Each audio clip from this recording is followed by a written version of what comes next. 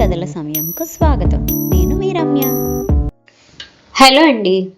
ఈరోజు మనం పివిఎస్ కృష్ణకుమారి గారు రాసిన అమలిన గంగా అనే కథ విందాం. ఈ కథ ఫేస్బుక్లో ఒక సాహితీ గ్రూప్ వారు నిర్వహించిన కథల పోటీలో మొదటి బహుమతి పొందిన కథ. ఇక ఆలస్యం చేయకుండా కథలోకి వెళ్ళిపోదాం రండి. పావన గంగా తీరం. నదీ స్నానాలు ఆచరించే భక్తులు ఒక పక్క, పిండ ప్రదానాలు చేసేవారు కొందరు, అస్థికలు నిమజ్జనం చేసేవారు మరికొందరు. ఆ గంగామాత స్పర్శతో తమ పాపాలన్నీ ప్రక్షాళన చెందుతాయని భావించే వారితో కోలాహలంగా ఉన్నది ఆ ప్రాంతమంతా. తల్లి అస్థికలు నిమజ్జనం చేసే క్రతువులో ఉన్నాడు కృష్ణమోహన్. ఆ పక్కనే కూర్చుని కార్యక్రమం చూస్తూ మధ్య మధ్యలో చుట్టుపక్కల వాళ్ళని గమనిస్తున్న రాగసుధ దృష్టి కొంచెం దూరంలో ఉన్న ఒక స్త్రీ మీద పడింది. పరిణీత ఇక్కడుంటున్నదా, లేక తమలాగే వచ్చిందా? ఎలా ఉంది ఆమె జీవితం ఇప్పుడు? అసలు ఆమె పరిణీతేనా? 15 సంవత్సరాల తర్వాత పరిణీతని చూసిన రాగసుధలో ఎన్నో సందేహాలు. ఆమె మనసు గతం వైపు పరిగెత్తింది. Excuse me madam, new admission. వాళ్ళ మదర్ మీతో మాట్లాడాలంటున్నారు అన్నాడు క్లర్క్ దినకర్. ఎందుకు? ఫీజు గురించేగా? ప్రశ్న వేసి సమాధానం కూడా చెప్తూ అడిగింది ప్రిన్సిపల్ రాగసుధ. కొంతమంది పేరెంట్స్ యాజమాన్యం వారు చెప్పిన ఫీజులు కట్టలేక కన్సెషన్ అడగటం సాధారణ విషయం. అలాంటప్పుడే వాళ్ళు మేడంతో మాట్లాడతాం అంటుంటారు. ఫీజు గురించి కాదు మేడం, మొత్తం ఫీజు కట్టారు, ఏదో మాట్లాడాలట, నాకు చెప్పటం లేదు అన్నాడు. సరే, ఒక 10 నిమిషాల తర్వాత పంపండి అన్నది రాగసుధ రికగ్నిషన్కి సంబంధించిన ఫైల్లో సంతకాలు పెడుతూ. తన పని కాగానే కాలింగ్ బెల్ కొట్టి దినకర్ లోనికి వచ్చాక ఆమెను పంపండి అన్నది. గుడ్ మార్నింగ్ మేడం అంటూ లోపలికొచ్చింది. కూర్చోండి అన్నది రాగసుధ. ఆమె కూర్చొని పిల్లల్ని జాయిన్ చేశాను మేడం, 2nd క్లాస్ యూకేజీ అన్నది. ఓ వెరీ గుడ్ అన్నది. మామూలుగా అయితే ఆమెకి ఇలా అనవసరంగా తనతో మాట్లాడుతూ తన టైం వేస్ట్ చేసేవాళ్ళంటే వెంటనే కట్ చేసి పంపించేదే. కానీ ఎందుకో ఆమెను చూడగానే చాలా గౌరవం కలిగింది. చెప్పండి, మీకేమైనా సందేహాలున్నాయా? ఏం లేదు మేడం, చిన్నవాడు ప్రదీప్ నెమ్మదిగా డిసిప్లైన్డ్గా ఉంటాడు, బాగా చదువుతాడు. కానీ పెద్దవాడు ప్రణీత్ బాగా అల్లరి, చదువు తక్కువ, కాస్త జాగ్రత్తగా చూసుకోండి మేడం. వాడు ఇండీసెంట్గా ప్రవర్తిస్తే పనిష్ చేయండి అంది. రాగసుధకి ముచ్చటేసింది. మా పిల్లల్ని కొట్టవద్దు, వాళ్లకు మంచి మార్కులు రావాలి అనే వాళ్ళని చూసింది. కానీ ఇలా క్రమశిక్షణ గురించి మాట్లాడిన మొదటి పేరెంట్ ఈమె. ఆమెను పరీక్షగా చూసింది. చామంచాయి రంగు, పెద్ద కళ్ళు, పెద్ద జడ, సింపుల్గా సాంప్రదాయబద్ధంగా ఉంది. మాట తీరు చూస్తుంటే చదువుకున్న దానిలానే ఉంది. ఆమె కళ్ళల్లో ఏదో ఆకర్షణ. మీ పేరు? వెళ్తున్న ఆమెను అడిగింది రాగసుధ. పరిణీత. మనిషిలానే పేరు కూడా అందంగా ఉంది అనుకుంది రాగసుధ. ప్రతిరోజు 8 గంటలకల్లా రాగసుధ, దినకర్ వచ్చే సమయానికే ప్రదీప్, ప్రణీత్ ఇద్దరు స్కూల్కి వస్తారు. ప్రదీప్ బెరుకుగా కూర్చుంటాడు, కానీ ప్రణీత్ మాత్రం ఆటలాడుకుంటూ ఉంటాడు. వాడికి అసలు టీచర్స్ అన్నా ప్రిన్సిపల్ అన్నా భయమే ఉండదు. అలాగని వాళ్ళని లెక్క చేయకపోవటం ఉండదు. ఇంట్లో వ్యక్తులతో మాట్లాడినట్లే మాట్లాడతాడు. తన క్లాస్ పిల్లలు వచ్చేదాకా దినకర్తో కబుర్లు చెప్తూ ఏదో ఒకటి వాగుతూనే ఉంటాడు. స్కూల్ అయిపోయిన తర్వాత వాళ్ళ అమ్మ వచ్చేదాకా రోజుకొక ఫ్రెండ్ ఇంటికి వెళ్తారు. ఒకరోజు ప్రదీప్ని అడిగాడు దినకర్, రోజు ఇంత తొందరగా ఎందుకు వస్తారు? మీ మమ్మీ ఆఫీస్కి ఎన్ని గంటలకు వెళ్తారు అడిగాడు. ప్రదీప్ వెంటనే 8కే వెళ్తారు, ఒక్కొక్కసారి రాత్రి కూడా ఆఫీస్కి వెళ్తుంది. అప్పుడు భయం వేసి ఏడిస్తే మా నాన్న కొడతాడు. ప్రదీప్ చెప్తుంటే వెంటనే ప్రణీత్ తమ్ముడితో మెల్లగా, ఎందుకు అలా చెప్పావు? అమ్మ ఎవరికి అలా చెప్పవద్దు అన్నది కదా అని అమాయకంగా అనటం దినకర్, అప్పుడే అటుగా వచ్చిన రాగసుధ ఇద్దరూ విన్నారు. నైట్ షిఫ్ట్లుంటాయి కాబోలు, పిల్లల్ని వదిలి వెళ్లాలంటే కష్టమే. అయినా భర్త కొట్టడం ఏమిటి? ఆ సాయంత్రం ఇద్దరే ఉన్నప్పుడు అన్నాడు దినకర్ రాగసుధతో. ఏమో, వీడేం చూశాడో, చిన్నపిల్లల మాటలు పెద్దగా పట్టించుకోకూడదు అంది రాగసుధ అక్కడితో ఆ టాపిక్ ఆపేస్తూ. అయితే సుధ తనకు తెలియకుండానే పరిణీతని స్కూల్కి వచ్చినప్పుడు గమనించసాగింది. చాలా రిజర్వ్డ్గా ఉంటుంది. ఒక్కొక్కసారి తానే దగ్గరుండి తినిపిస్తుంది. ఒక్కొక్కసారి భర్తతో కలిసి వచ్చి లంచ్ బాక్స్ ఇచ్చి వెళ్ళిపోయేది. వారానికి ఒకసారి ఖచ్చితంగా ప్రిన్సిపల్ని కలిసి చదువు గురించి కాక పిల్లల ప్రవర్తన ఎలా ఉందో కనుక్కుంటుండేది. నెల నెలా కండక్ట్ చేసే పేరెంట్ మీటింగ్స్కి మాత్రం వచ్చేది కాదు. ఎప్పుడూ కడిగిన ముత్యంలా ఉంటుంది. ఆమె మాట్లాడుతూ ఉంటే పిల్లలే ఆమె లోకం అని అర్థమైంది. ఆమె భర్త ఏదో బిజినెస్ చేస్తాడు. ఇద్దరూ చాలా అన్యోన్యంగా ఉన్నట్లే అనిపించింది. హలో, ఎవరు? ఫోన్ లిఫ్ట్ చేసి అడిగింది సుధా. మేడం గారేనా మాట్లాడేది? అడిగింది అవతల వ్యక్తి. అవును, చెప్పండి, ఎవరు మీరు? అమ్మా, నా పేరు పార్వతమ్మ. మీ స్కూల్లో 2వ తరగతి యూకేజీ చదివే ప్రదీప్ ప్రణీత్ వాళ్ళ అమ్మమ్మని. మీరేమీ అనుకోకపోతే 2 నిమిషాలు వాళ్లతో మాట్లాడవచ్చా తల్లి? మీ అమ్మలాంటి దాన్ని. ఆమె గొంతులో వేడుకోలు. సాధారణంగా పేరెంట్స్ చాలా ముఖ్యమైన పని ఉంటేనే ఫోన్ చేస్తారు. ఈమె పేరెంట్ కూడా కాదు. కానీ ఆమె అభ్యర్థనకి వద్దు అని చెప్పలేక వాళ్ళిద్దరినీ ఆఫీస్ రూమ్కి పిలిపించింది. వాళ్ళు మాట్లాడిన తర్వాత, మేడం, మా అమ్మమ్మ మీతో మాట్లాడుతుందట అంటూ ఫోన్ చేతికిచ్చారు. అమ్మా, మీ స్కూల్ చాలా బాగుందని మా అమ్మాయి చెప్పింది. మనవాళ్ళని బాగా చూసుకో తల్లి. వచ్చి వాళ్ళని చూసే అదృష్టం నాకు లేదు. ఇంటికి ఫోన్ చేస్తే అల్లుడు ఊరుకోడు. నెలకొకసారి ఫోన్ చేస్తానమ్మా, ఏమీ అనుకోవద్దు అని ఫోన్ పెట్టేసింది. వాళ్ల మాటలతో సుధకి ఒకటి అర్థమైంది. అల్లుడికి అత్తకి పడదు. భార్యని పుట్టింటికి కూడా పంపడు. పిల్లల మీద కూడా ప్రేమ తక్కువే. వాడి మాటకు ఎదురు చెప్తే నిర్దాక్షిణ్యంగా కొడతాడు. ఆమె మనవాళ్లను చూడాలనుకుంటే దొంగతనంగా చూసి వెళ్తుంది. సుధ మనసు పరిణీత మీద సానుభూతితో నిండిపోయింది. సరిగ్గా ఇది జరిగిన 10 రోజులకి కాలనీలోని పెద్ద మనుషులు ఇంటికొచ్చారు. ఏదో కాలనీ విషయాలు భర్తతో మాట్లాడటానికి అనుకుంటూ టీ పెట్టడానికి లోపలికి వెళ్ళింది రాగసుధ. వాళ్ల మాటలు స్పష్టంగా వినిపిస్తున్నాయి. సార్, మన స్కూల్లో మంచి సంస్కారం గల కుటుంబాల వాళ్ళ పిల్లలున్నారు. పిల్లల్ని చేర్చుకునేటప్పుడు వాళ్ళ పేరెంట్స్ ఎలాంటి వాళ్ళో విచారించి చేర్చుకుంటే మంచిది అన్నాడు కాలనీ ప్రెసిడెంట్గా ఉన్నతను. కొత్తగా పెట్టిన స్కూల్ కదా అని ఎవరిని పడితే వాళ్ళని చేర్చుకుంటే వాళ్ళ దోస్తానాతో మా బిడ్డలు కూడా ఆగమవుతారు, సెక్రటరీ అన్నాడు. మీరేం మాట్లాడుతున్నారో, ఎవరి గురించి అంటున్నారో అర్థం కావటం లేదు. కొంచెం క్లియర్గా చెప్పండి అంటున్నాడు కృష్ణమోహన్.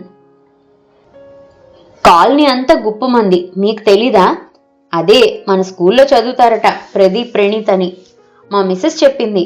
వాళ్ళ అమ్మ గురించి ఎవరూ మంచిగా అనుకోవటం లేదు సార్ అన్నాడు ఇంకొక అతను. అదసలు సాని సార్. మొన్న మన కిరాణా షాప్ జగన్ రాత్రి 10 గంటలకు షాప్ కట్టేసి వస్తుంటే వాళ్ళ సందు చివరి నిలబడి రమ్మందట అన్నాడు గవర్నమెంట్ ఆఫీసులో ఉన్నత స్థాయిలో ఉన్న మరొక అతను. ఇలాంటి వాళ్ళని కాలనీ నుంచి వెళ్ళగొట్టాలి, కానీ సొంతిల్లు కదా అన్నారు ఇంకొకరు. వాళ్ల మాటల ప్రవాహం ఎటో పోతున్నది. మధ్య మధ్యలో వినకూడని బూతులు, కుళ్ళు జోకులు. రాగసుధకి తల తిరిగిపోతున్నది. టీ కూడా పెట్టలేక బెడ్రూంలోకి వెళ్లి పడుకుంది. ఇదంతా నిజమేనా? ఎంత అమాయకంగా ఉంది. చిచి, చాలా జుగుప్సాకరంగా అనిపించింది. వాళ్ళని పంపేసి లోపలికొచ్చాడు కృష్ణమోహన్. రాగసుధ పరిస్థితి అర్థమైంది అతనికి. నిజానికి ఈ విషయం అతనికి 2 రోజుల ముందే తెలుసు. అయితే ఏ విషయంలోనైనా నిజానిజాలు తెలుసుకోకుండా మాట్లాడటం అలవాట్లేదు. అందుకే ఇప్పుడు కూడా ఆ విషయం ఏమీ డిస్కస్ చేయదలుచుకోలేదు. రాగసుధ అయితే వాళ్ళని ఇప్పటికిప్పుడే టీసీ ఇచ్చి పంపేయాలి అన్నంత కోపంతో ఉంది. దసరా సెలవులు కావటంతో ఇప్పుడేం చేయటానికి లేదు. స్కూల్ రీఓపెన్ కాగానే మొదటి రోజే టీసీలు ఇచ్చి పంపేయాలి అని నిర్ణయించుకుంది. దసరా సెలవులు ఇంకో 2 రోజుల్లో అయిపోతాయి. ఈ 10 రోజుల్లో ఇంటికి వచ్చి కొంతమంది, స్కూల్కి వచ్చి కొందరు పరిణీత గురించి చెప్పటం, ఆ పిల్లలకి టీసీ ఇవ్వకపోతే మా పిల్లల్ని వేరే స్కూల్లో జాయిన్ చేస్తాం అనటం. రాగసుధ పరిస్థితి అయోమయంగా ఉంది. స్కూల్ పెట్టి 2 సంవత్సరాలే అయినా మంచి పేరొచ్చింది. ఊహించిన దానికంటే ఎక్కువ మంది జాయిన్ అయ్యారు. అప్పటికే కాలనీలో ఉన్న 4-5 స్కూల్స్ పోటీ తట్టుకొని నిలబడుతున్నది. ఇప్పుడు తన పేరెంట్స్ మాట వినకపోతే తను నిలదొక్కుకోలేదు. కానీ ఏ కారణం చెప్పి వాళ్ళని రావద్దని చెప్పాలి? అభం శుభం తెలియని పిల్లల మొహాలు, ప్రశాంతంగా ఉండే పరిణీత మొహం గుర్తొచ్చి మనసు ఏదోగా అయిపోతున్నది. ఇంకో స్వార్థం కూడా ఉంది. తనది కొత్త స్కూల్. ఒక్క పిల్లాన్ని కూడా వదులుకోవడానికి తనకి బాధాకరమే. అందున చాలా యాక్టివ్గా టాలెంటెడ్గా ఉన్న పిల్లలు వీళ్ళు. మోహన్ కూడా తొందరపడకు అని చెప్పటంతో రీఓపెనింగ్ తర్వాత నిర్ణయం తీసుకుందాంలే అనుకుంది. మర్నాడు స్కూల్ తెరుస్తారు అనగా ఆ ఉదయం మోహన్ అన్నాడు రాగసుధతో, ఆమె ప్రవర్తన ఇక్కడ ఎవరికి ఇబ్బందికరంగా లేదు కదా. పిల్లలు బుద్ధిమంతులు. నేను కాలనీలో చాలా మందిని, మన పేరెంట్స్ని ఈ 4 రోజుల్లో కలిశాను. అందరూ ఇదే మాట చెప్పారు, ఆమె చాలా డీసెంట్ అని. మన దగ్గరకు వచ్చి ఆమె మీద ఈ అభండాలు వేసిన ఆ 10 మంది ఎలాంటి వాళ్ళో మనకు తెలుసు. ఇదిగో పులి అంటే అదిగో తోక అనే రకాలు. ముఖ్యంగా ఆ జగన్ ఎంత లోఫరో అందరికీ తెలుసు. ఇంకో విషయం, వచ్చిన వాళ్లలో కొంతమంది పిల్లలు మన స్టూడెంట్స్ కానే కాదు. అటువంటి వాళ్ల మాటలకి విలువ ఇవ్వాల్సిన అవసరం లేదు.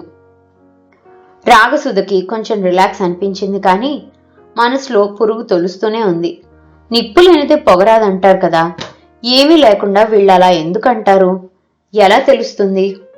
మళ్ళీ అంతలోనే వివేకం మేల్కొనేది. చిచి, నేనేనా ఇలా ఆలోచిస్తుంది?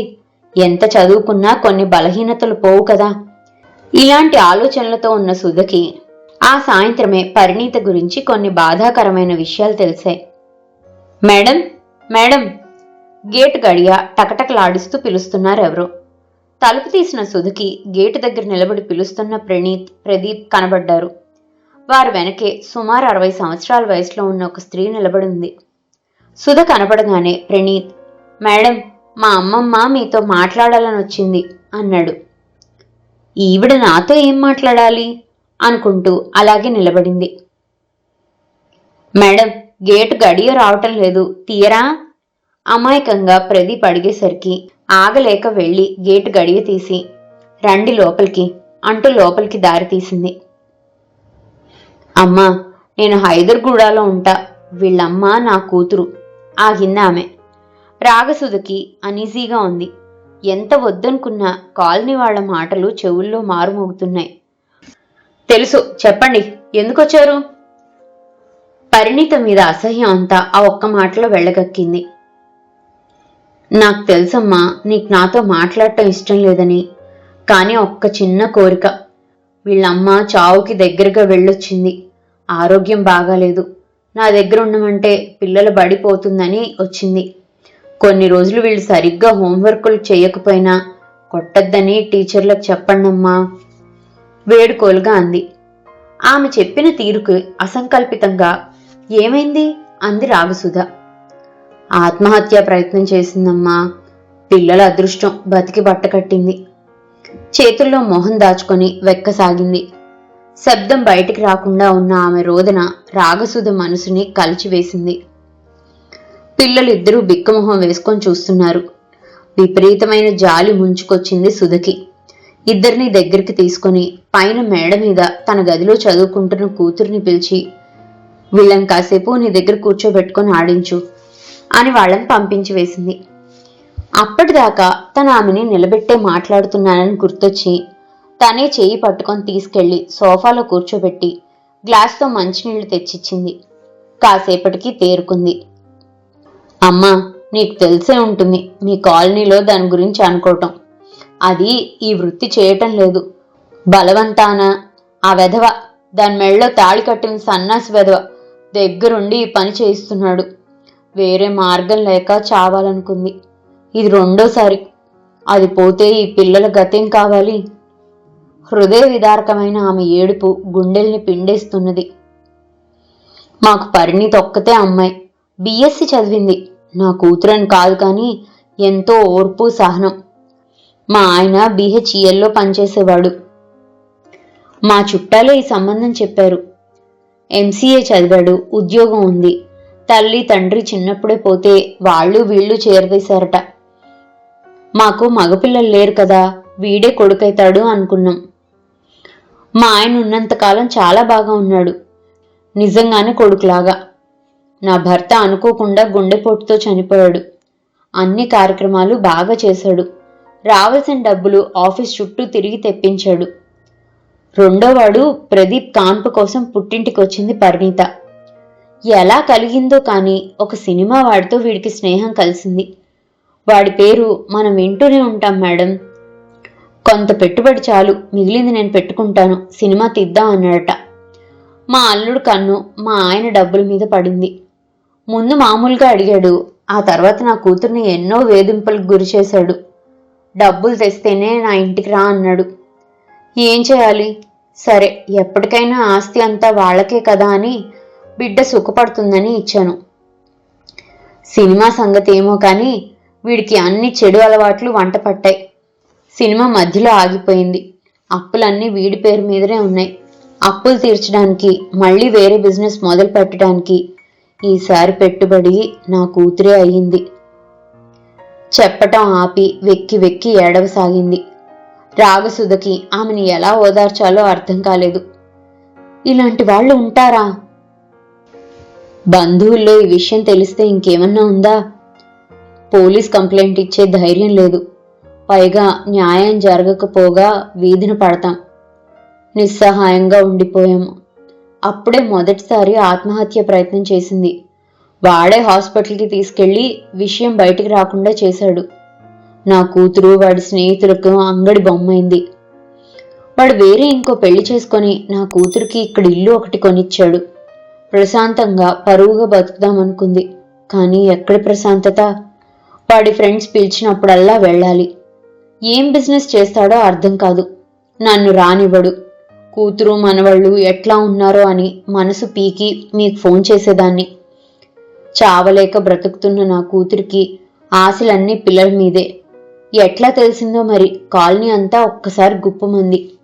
తట్టుకోలేక మళ్ళీ చావాలనుకుంది. నా దగ్గర పిల్లల్ని వదిలి నేను లేనప్పుడు ఉరేసుకోబోయింది. దాని దురదృష్టమో పిల్లల అదృష్టమో నేను సమయానికి చూశాను. రాగసుధ మనసు వికలమైంది. ఎవరూ ఏమీ చేయలేని పరిస్థితి. తోచిన రీతిలో ఆమెను ఓదార్చి పంపించింది. కృష్ణమోహన్ రాగానే అతనికి చెప్పిన తర్వాత కొంత గుండె బరువు తగ్గింది సుధకి. లోకరీతి చిత్రంగా ఉంటుంది. ఏదైనా ఒక విషయం కొత్తల్లో అదే అత్యంత ప్రాధాన్యమైనది అన్నట్లుంటారు. కానీ కొన్ని రోజుల తర్వాత అది మరుగున పడి ఇంకో కొత్త విషయం వస్తుంది. పరిణీత విషయం కూడా అంతే. నెల రోజులు హంగామా చేసిన వాళ్ళు క్రమంగా ఆ విషయం మర్చిపోయారు. ఇప్పుడు ఆమె తల్లి కూతురు దగ్గరే ఉండిపోయింది. అందువల్ల పరిణీత మళ్ళీ కనపడలేదు. రాగసుధ మాత్రం ఆమె గురించి ఆలోచించని రోజు లేదు. ఆ ఏరియా సిఐ చక్రవర్తి కృష్ణమోహన్ కజినే. ఒకరోజు అతను వచ్చినప్పుడు అడిగింది, పరిణీతని ఈ కూపన్ నుండి లాగటానికి అవకాశం లేదా అని. ఇదంత తేలిక అనుకుంటున్నావా? కొందరు బహిరంగంగా చేస్తారు. వాళ్ల మీద యాక్షన్ తీసుకోగలుగుతాం. కానీ పరువుగల కుటుంబం నుంచి వచ్చి బలవంతంగా భర్తలచే వంచబడిన వాళ్ళు బయటికి చెప్పుకోలేరు. జీవశ్చవాల్లా ఉండాల్సిందే. ఒకసారి ఈ ఊబిలోకి వెళ్తే వెనక్కి రావటం కష్టం అన్నాడు అతను. కొన్ని సంఘటనలు చాలా యాదృచ్ఛికంగా జరుగుతాయి. అలాంటిదే ఒకటి కొన్ని నెలల తర్వాత సంభవించింది. పరిణీత భర్త కారులో వస్తుంటే గుర్తు తెలియని వాహనం గుద్దేసింది. స్పాట్లో చనిపోయాడు. ఆ తర్వాత నెలకే పరిణీత కుటుంబం ఇల్లమ్మేసి వెళ్లిపోయారు. ఎక్కడికి వెళ్లిపోయారో ఎవరికీ తెలీదు. అందరూ ఆమె గురించి మర్చిపోయిన రాగసుధ స్మృతి పదం నుంచి పరిణీత ముద్దులు మూటకట్టినట్లుండే ప్రదీప్ తొలగిపోలేదు. మళ్లీ 15 సంవత్సరాల తర్వాత ఇక్కడ ఆమెను చూసిన రాగసుధ మనసు ఉద్వేగానికి లోనైంది. ఈ లోపు క్రతువు పూర్తి చేసి మోహన్ అక్కడికొచ్చాడు. ఏమండి, అటు చూడండి, ఆమె పరిణీత కదూ అన్నది. అవును, ఆమె మనల్ని కలవటానికే వచ్చింది. ఆమె ఇక్కడే ఉంటున్నది అన్నాడు చిన్నగా నవ్వుతూ. కొన్ని విషయాలకి గోప్యత అవసరం, బయటికి రాకూడదు. అందుకే నీకు చెప్పలేదు. పరిణీత వంచబడింది. ఆమెకు అవకాశం ఉంటే ఆ నరక కూపం నుంచి బయటికొచ్చి పవిత్రంగా గడపగలదు అనిపించింది. ఆమె భర్త పోయిన తర్వాత నేను చక్రవర్తి ఆమెను కలిసి అదే విషయం చెప్పాం. అంతకంటే ఇంకేం కావాలి అంది. చక్రవర్తి ఫ్రెండ్కి ఇక్కడ లెదర్ ఫ్యాక్టరీ ఉంది. అందులో అకౌంటెంట్గా జాబ్ చూపించి రెండో కంటికి తెలియకుండా ఇక్కడ పంపాము. అతనికి పరిణిత పరిస్థితి చెప్పి ఆమెకు ఎలాంటి ఇబ్బంది లేకుండా చూడమన్నాం. తోడుగా ఎలానో వాళ్ళ అమ్మ ఉంది.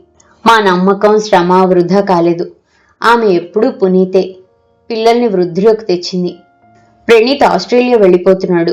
ప్రదీప్ ఇంజనీరింగ్ చదువుతున్నాడు.